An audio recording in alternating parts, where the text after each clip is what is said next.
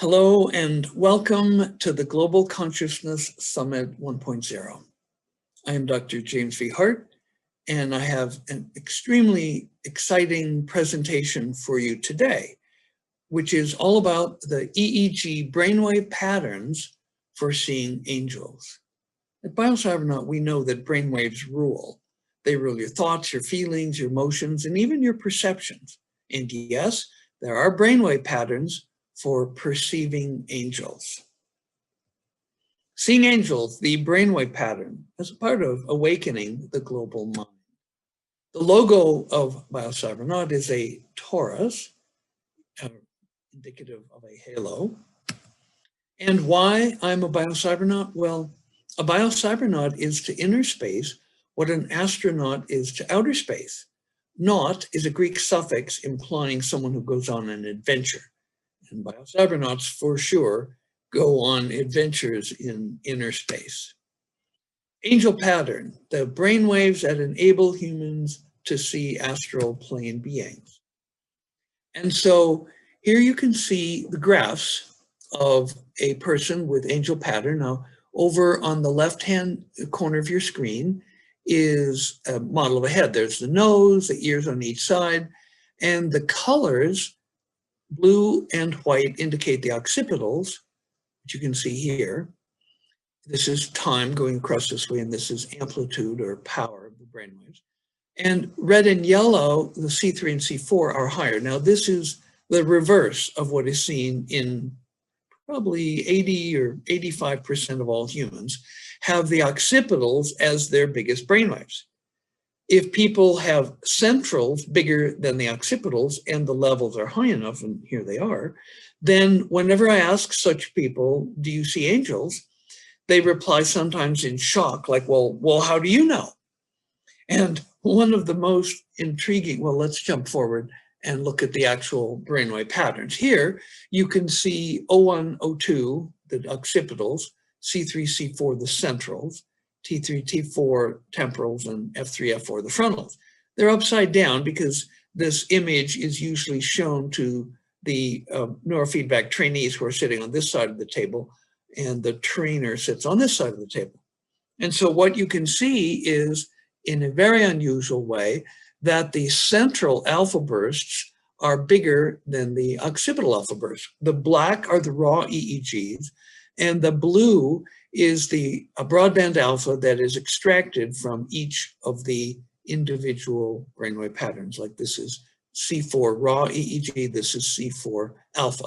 This is C3 raw EEG, this is C3 alpha. And here are the occipital left and occipital right, raw and filtered alpha.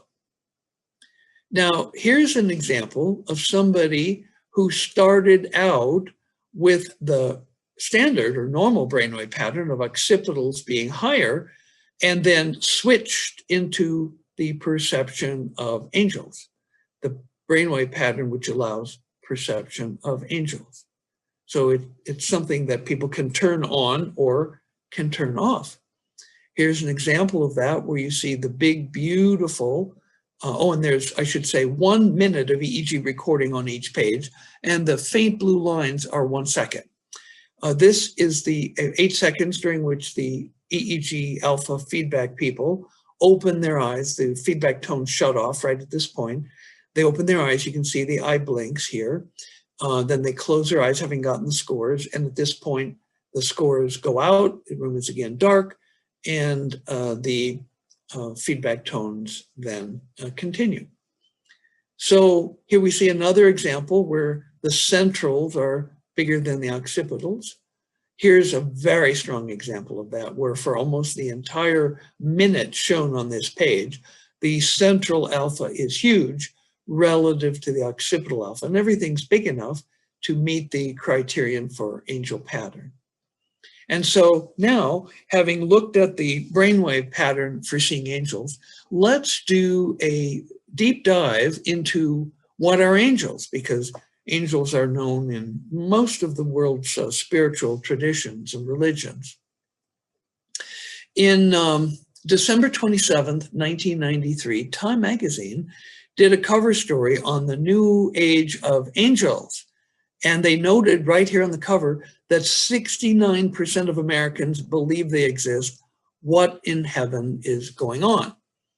The idea is more beguiling than the notion of lights and spirits, of time and space and human absent the time and space and human weaknesses hovering between us and all harm.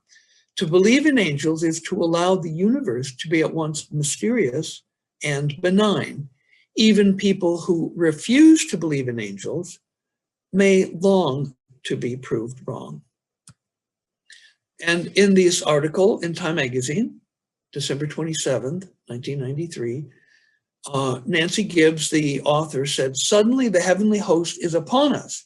And in the new age, a grassroots revolution of the spirit has all sorts of people asking all sorts of questions about angels. There are books about angels, Dr. David Jeremiah. Angels, who are they and how they help and what the Bible reveals. There are angel cards. Diana Cooper has angel cards. In the spiritual cosmology, as described by Ram Dass. Ram Dass, you perhaps know, was a Jewish professor of psychology at Harvard. His name was Dr. Richard Alpert. He became drinking buddies with Timothy Leary, another Harvard professor, and they discovered psychedelics in Mexico, began doing research at Harvard, were thrown out of Harvard. Leary went on to scare people about psychedelics and was put in jail for some decades. And Dr. Alpert went to India, found a guru named Kurli Baba, and he studied and translated many of the spiritual and philosophical ideas of Hinduism and Buddhism into language accessible to Western mind. Ram Dass described, and this is from Hindu cosmology, 3 great planes of physical reality. 1 is the physical plane, 2 is the astral plane, and angels are denizens of the astral plane, and the causal plane, where their beings exist only as pure thought forms and pure consciousness. Now, this is, of course, consistent with Jesus' words, who said, "In my Father's house there are many mansions, and we shall see many mansions indeed." 3 great planes of reality. The physical plane, with all its diversity, including rainforests and deserts and mountains and oceans and the abyssal depths of the oceans and the dry Arctic and Antarctic spaces, the dry valleys of Antarctica, all of which contain a multiplicity of life forms, all of which have material bodies, even single-celled plants and animals have material bodies, and they exist in a variety of diverse ecosystems. The astral plane, where beings exist without physical bodies, only light bodies, angels are denizens of the astral plane. And then the causal plane, where beings exist without even light bodies, and they are pure thought forms and pure consciousness. Ram Dass described the traditional Christian view of heaven as the lowest of 7 levels of the astral plane. And of course, we remember Jesus said, "In my Father's house, there are many mansions." There are Jewish angels. What is an angel in Judaism? Well, you can see the names, the singular in Hebrew and the plural. Angels are supernatural beings that appear throughout the Hebrew Bible, in rabbinic literature, in the Apocrypha, and the pseudepigrapha, and traditional Jewish liturgy as agents of the God of Israel. They are categorized in different hierarchies. In the Hebrew Bible, reports that angels appeared to each of the patriarchs, to Moses, to Joshua, and numerous other figures. They appear to Hagar in Genesis, to Lot in Genesis, to Abraham in Genesis. They ascend and descend. Jacob's ladder is described in Genesis. They appeared to Jacob also in Genesis. And God promises to send one, an angel, to Moses in Exodus, and sends one to stand in the way of Balaam in Numbers. Isaiah speaks of the angel of the presence. In all their affliction he was afflicted, and the angel of his presence saved them. In his love and in his pity he redeemed them, and he bore them and carried them all the days of old. It was in Isaiah. And the book of Psalms says, for his angels will charge for you to protect you in all your ways, the 91st Psalm. There are Islamic angels. Muslims believe that angels, or malaka, were created before humans with the purpose of following the orders of Allah and communicating with humans. Muslims believe that angels, like all other creatures, were created by God. In Islamic belief, angels communicate message from Allah to humanity. The named archangels in Islam include Jibril, Mikael, Israfil, and Ezrael. Who is Mikael? Well, in English, it would be Michael, is one of the 4 archangels, along with Jibril, Israfil, and Azrael. The Quran mentions him, and he provides nourishment for bodies and souls, and is also responsible for universal environmental events. Michael is often depicted as the archangel of mercy. There are Hindu angels. In Hinduism, such angelic beings include major gods, small g gods, like Lord Krishna, who is the Bhagavad Gita's author. Minor gods called devas for male deities and devas for female deities. Human gurus, which are spiritual teachers who have developed the divinity inside them, and ancestors who passed away. Are devas angels? Devas are Hindu and Buddhist entities or deities who act in angelic ways, such as guarding and praying for people as traditional angels in some other religions do. Buddhist angels or devas, they're one of many different types of non-human beings who share the godlike characteristics of being more powerful, longer lived, but devas are not immortal in Buddhism, and in general are much happier than humans, although the same level of veneration is not paid to them as to the Buddhas. And you can see then the names in Japanese Buddhism, Tibetan Buddhism, Chinese Buddhism, Pali Buddhism, Thai Buddhism, Burmese Buddhism, and English Buddhism of how the devas are described. All right, what about Christian angels? There are 9 ranks of angels in Catholic theology. They are divided into 3 spheres and 3 species or ranks each. I like to call them species, different species of angels. Angels sometimes appear to people with messages. Sometimes this is surprising to the humans to whom they appear. There is a diversity and multiplicity of angels. Do we know how many angels exist? Well, here's a bunch of them. The Bible gives us some clues as to the number of angels God created. Whenever angels are mentioned in the Bible, the author has a difficult time explaining the exact number of spiritual beings present. For example, when the shepherds abiding with their flocks in the fields at night were told that Jesus had been born, Luke said, suddenly there was with the angel a multitude of the heavenly host praising God. There you can see a multitude of the heavenly host.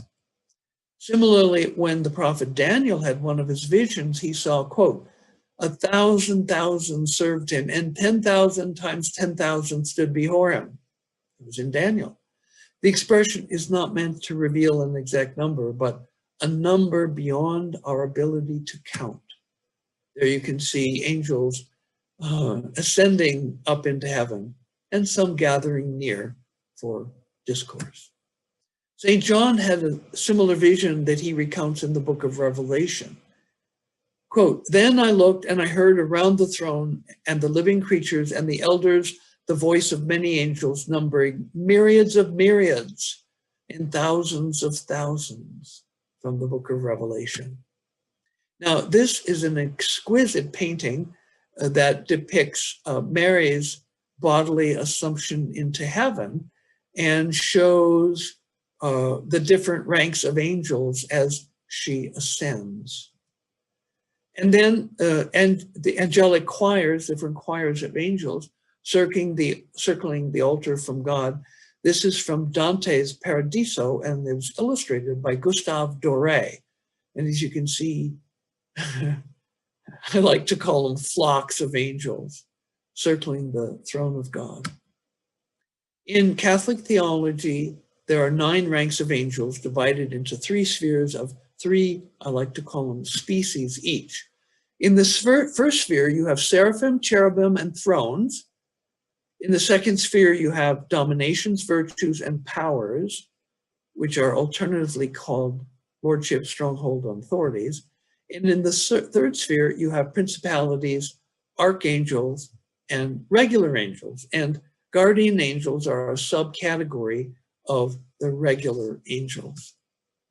The west window of the Church of St. Michael and all angels depicts the king in the center with 9 angelic figures representing in the top row the dominions, which are archangels, dominions, which are a rank of angels, cherubim, seraphim, and angels.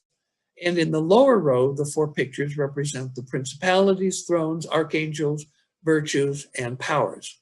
4 in the upper row because God is in the center, and 5 angels in the bottom row, which are principalities, thrones, archangels, virtues, and powers. Here's an Eastern icon showing 9 orders of angels, and it's very interesting. I believe these are seraphim, which have 6 wings, 2 for flying, 2 over their heads, and 2 that cover their legs. There are also angels which are depicted without human bodies that look like this, and then you have the traditional ones which look more like, are depicted more like humans. This is from Eastern Orthodox Christianity.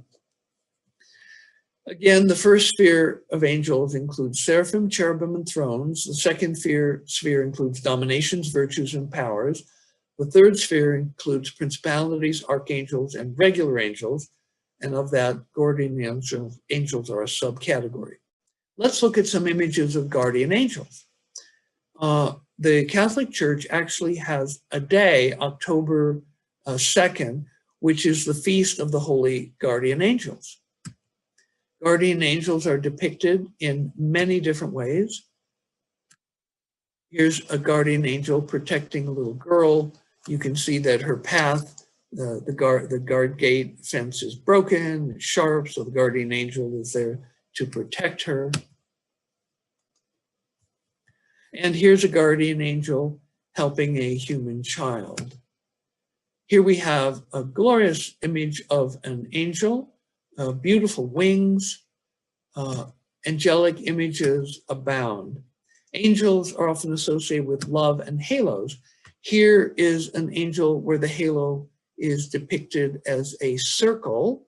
It's dimensionally collapsed. We know from a previous work that I've presented that halos are actually 3-dimensional structures in the form of a torus. Here you see, and this could be one of the ranks of angels that doesn't have a physical body, but clearly is angelic. You see the halo there. Sometimes just wings and halo represent angel. And here you see a group of 3 little cherubs, and one of them is sporting a halo.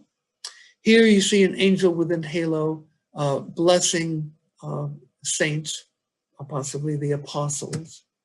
Another group of child angels with the dove, possibly representing the Holy Spirit.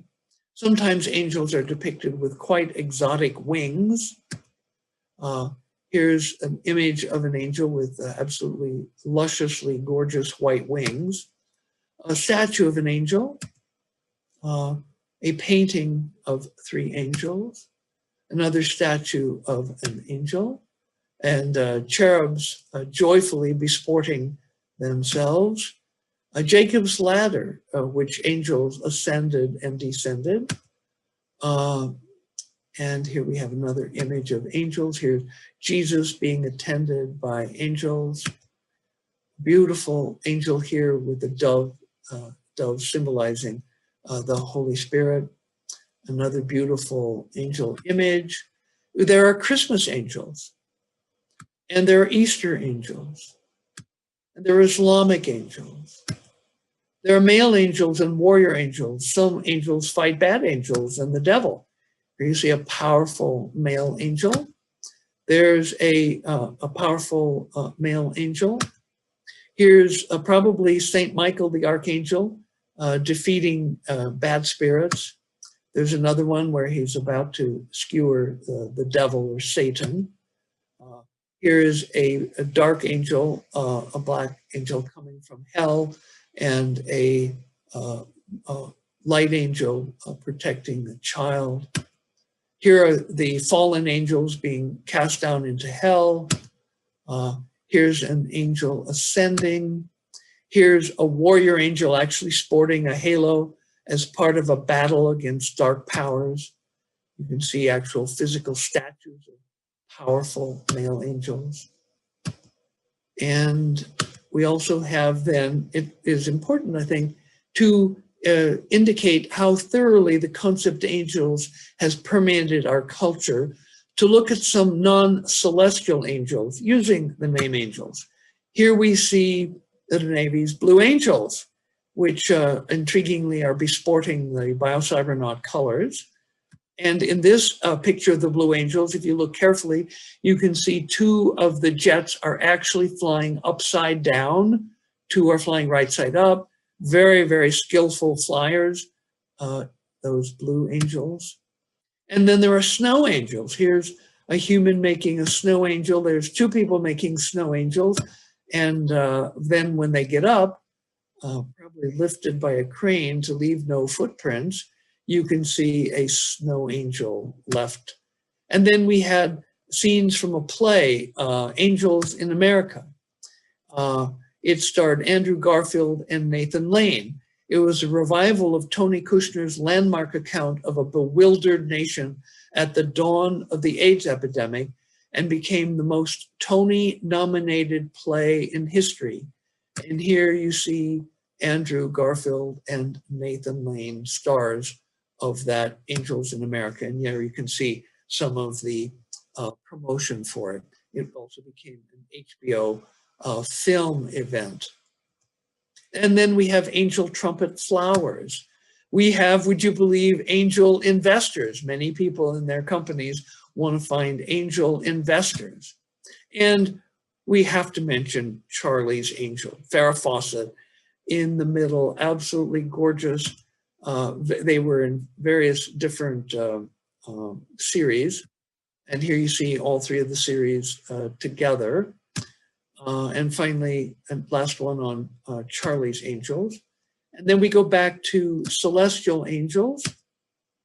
You can be inspired by the luminance, goodness of the presence. And remember, this one is the ranks of angels as Mary is being assumed into heaven. And there we can see from Dante's Paradiso, the angelic choirs circling the abode of God. And we are admonished to listen to our angels. Well, at Biocybernaut, we can do more than listen, because we can see angels. We can teach people how to see angels, because there are brainwaves for seeing angels. Here's the classic pattern, where we have centrals, red and yellow, higher than the occipitals. This is unusual. 80% of all the people I've seen over 4 or 5 decades at Biocybernaut have the blue and white occipital higher than the red and yellow central brainwaves. Here's what the actual brainwaves look like. This is 1 minute of recording. 1 second, you can see the faint lines dividing the 1 seconds. The black lines are the raw EEG tracings from left occipital, right occipital, left central, right central, left temporal, right temporal, left frontal, right frontal. And the blue is the alpha, broadband alpha, extracted from the above line of raw EEG. And you can see very clearly that the central alpha is bigger than the occipital. Now, the pattern for seeing angels, let's jump ahead one more, because here we can see the numbers of someone. You can see the occipital at the back, that central at the top, ears here, nose there. And so this person starts their session, where this is time, and this is power, amplitude. This person starts their session with occipitals larger than central, and then the centrals rocket up above the occipitals. And we can see what that looks like here, where we see the central alpha much bigger than the occipital alpha. Now, the very first time, and this was a really big moment in my life, I was a researcher at the University of California, San Francisco. I was still in Joe Camilla's lab, and I was leading brainwave trainings. And I had a woman named Stephanie, who was actually my neighbor from across Rhode Island Street in San Francisco. She came in and she did the Alpha 1 training. And on my birthday, February 10th, Stephanie had this brainwave pattern, and she reported seeing an angel. It was the first time that I learned what the brainwave pattern of seeing angels were. And that learning continued because in 1985, I had the privilege of moving my technology to a secret Army base where they were training US Army Green Berets. And I had the privilege of providing the training to two 12-man teams of US Army Green Berets, super elite athletes, super elite warriors. And before I did their training, I gave each of them a baseline where I measured their eyes open baselines, their eyes closed baselines, and then eyes closed with white noise and counting random beeps. 3 baselines that we use every session at Biocybernaut. And one of the 24 soldiers had this pattern. He had the angel pattern where the centrals were bigger than the occipitals and they were higher enough. In our measuring system, the occipitals, which need to be lower, need to be at least in the range of 800 to 900 on our scoring system, which is a unit in terms of microvolt seconds. And the centrals need to be at least 1,000 to 1,100. And when this pattern is observed, when I see this pattern, I always ask the person, do you see angels? And invariably, they say yes. And sometimes they're shocked, like, well, how do you know? I've never told anybody this. Well, I can read the brainwave patterns and I can tell if you can see angels. And in the case of this 1 out of 24 US Army Green Berets, when, imagine, big skinhead, warrior dude, super buff guy sitting across the table from me, and I'm looking at him and I'm looking at the numbers. It seem like your typical New Age angel fancier. And I'm looking at him and looking at the numbers. And finally, I'm trying to figure out, how do I ask him? Finally, I said, do you talk to beings that other people don't see? Well, he went into shock. He went backward in his chair, almost tipped over. He's having a panic attack. He's hyperventilating. He's looking around like, did anybody see that? And he goes, well, how do you know? And I say, well, I can see it in your numbers. He said, I've never told anybody except my best buddy on pain of death if he would ever tell anybody. How do you know? And I said, well, I see it in your numbers. You have what I call angel pattern. And so then he broke down and revealed that when he was doing his martial arts training, which of course they give to all Green Berets, there was this old Asian martial arts master that would show up and coach him and train him. And nobody else could see this old Asian martial arts master except him. It was an astral plane being. And because he had the brainwaves for seeing astral plane being, he could, in fact, and he did receive daily coaching from an astral plane being. Now, I'll tell you another story about this pattern. I was training a man in Canada. He was mid-30s. And he had centrals bigger than occipitals, but the power wasn't quite there for him to see angels. And so I took a flyer and I said, well, you've got a pattern very similar to angel pattern, but the power's not there. What's going on? And the guy breaks down, he starts crying. I said, well, what's wrong? Please tell me. He said, well, this angel showed up in my life at age 7. He said, we Canadians, we're all nuts about hockey. We have a lot of ice, and so we want to put it to good use. And so starting at age 7, I played hockey, and this angel would be with me every time I was out on the ice. and would tell me to shoot. And every time I shot when the angel told me to shoot, I would always score a goal. He said, but this began to infuriate my father. My father fashioned himself as a hockey coach, and he would give me strict instructions. Now, don't ever shoot when you're in this or that situation. And so the next game, the boy would be out on the ice, and he'd be in one of those situations in which his father had forbade him to shoot. And the angel would say, shoot, and he would shoot, and he would always score a goal. This infuriated his father, big ego in the father. And this got worse and worse until by the time the boy was 14, his father was so infuriated at him scoring goals in situations where the father said, never, never, ever shoot when you're in one of these situations, that the boy felt he had to make a decision between his angel and his father. And so he told his angel to bug off, to get lost. Of course, the angel obliged. And now here he is at more than double that age. And I can still see residues of the pattern in his brain. And he's crying because he loved his angel. Angel did much more for him than help him score hockey goals. So I said, well, do you want to bring your angel back? He goes, oh, can I? And I said, well, sure. Tomorrow when you're in the chamber, just focus on the high-pitched notes, which are the centrals, and the scores at the top of your screen. He was doing the alpha 1 single one time in the chamber. So they have occipital left and right and hemicoherence in the middle, and centrals on the top row of the scoring screen, left and right, with hemicoherence in the middle. And so by the end of the week, he was able to boost his power in the centrals, keeping the occipital power high enough, and he was able to bring his angel back. He was so happy. Now he had tears of joy that he was able to, again, have his angel back in his life. And there's one other interesting story I'd like to share with you, actually many, but I'm just going to share this one. Because there is two requirements. One is the central alpha has to be higher than the occipitals, but there's also a power threshold that seems to be important. Because if people have centrals higher than the occipitals and the power is too low, in general, they do not report seeing angels.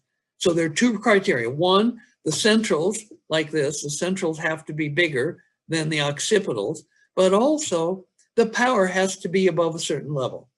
800 to 900 for the occipitals in our scoring system, and 1,000 to 1,100 for the centrals, again, in our scoring system. Now, I have had people come in where the scores, centrals are bigger than the occipitals, and everything is over 2,000. And when I ask such people, do you see angels? They go, oh, there's hundreds of them around me all the time.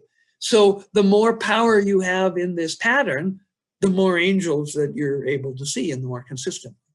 Okay, but so I'm doing with Foster Gamble, and I certainly urge you to watch his new movie, Thrive 2. This is what it takes.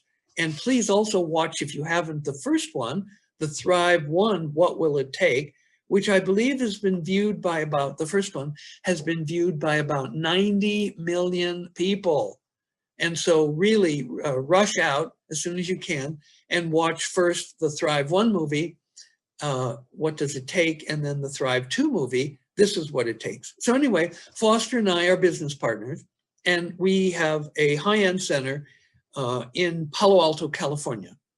And we're using the Biocybernaut technology. And we have, the company name is Mind Center. And so we have two ladies come from France, traveling together. One of them is a reporter for the big French picture magazine, Le Monde, which is sort of like Look or Life in the American magazine equivalent.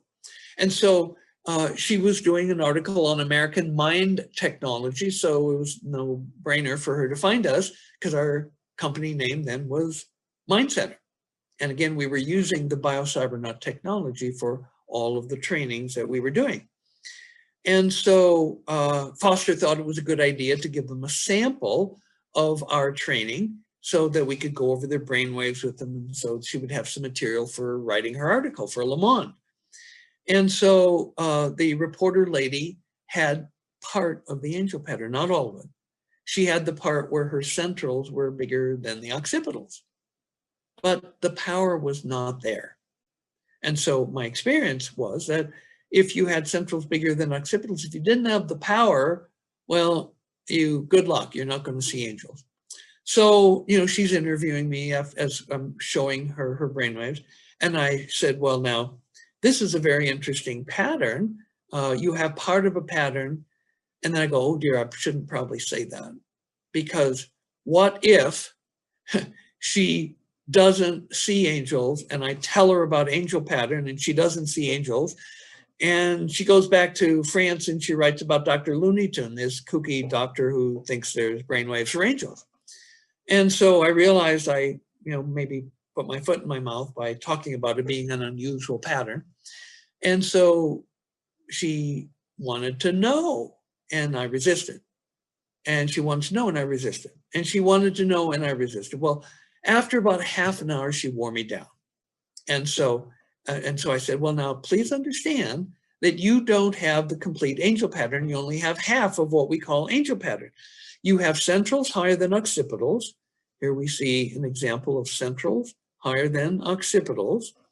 But you don't have the power. And in my experience, if you don't have the power to go along with this unusual ratio, then you don't have the experience that I'm about to tell you. She said, I'll totally understand. I'm going to be very respectful of this knowledge. So I told her, I said, okay, well, we call this angel pattern, and it allows people to perceive astral plane beings. And there was a short pause, my heart's pounding, and she breaks into a big grin and chuckles. And she says, well, ever since I was a little girl in France, my beloved grandfather would take me out into the vineyards at night and teach me how to see wood sprites and elves.